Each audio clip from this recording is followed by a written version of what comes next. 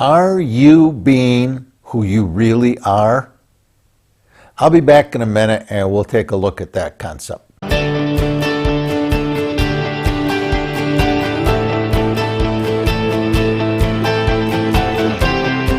Now, I know it's kind of a duh when we say, well, be who you are. Most of us think we already are, that we are doing that. Unfortunately, we're conditioned from childhood to please others, to be good, to do what we're told. So what we do as a child is we begin to pretend to be the person that we think everyone wants us to be.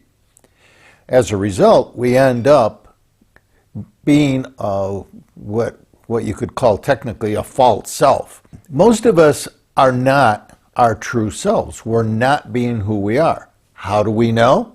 Very simple.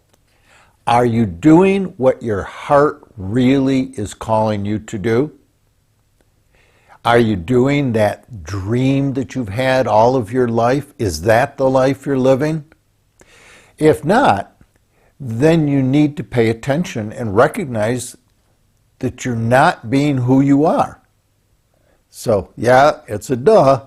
And yeah, it's human, we all struggle with it, but it's something we have to wrestle with, because if we're not living who we're meant to be and who we are, then we're not going to get a full life. We're not going to have the happiness that we really deserve and would like to enjoy and appreciate. You probably knew what your dream was as a child. For me, in my case, it was I wanted to be a writer. I wrote stories. And fortunately, I had a couple of teachers that would let me read them to my class in grammar school. Everybody loved them. So if I look back, I was meant to be a writer. But of course, life got in the way, and I was working out of a false self, and I was doing what I thought other people wanted from me. And it wasn't until many, many years later that I finally went back and started taking some writing classes as an adult. And today, I love writing. The Stony Hill Nugget, my books. I'm never going to be an Ernest Hemingway or anyone of that caliber, I know.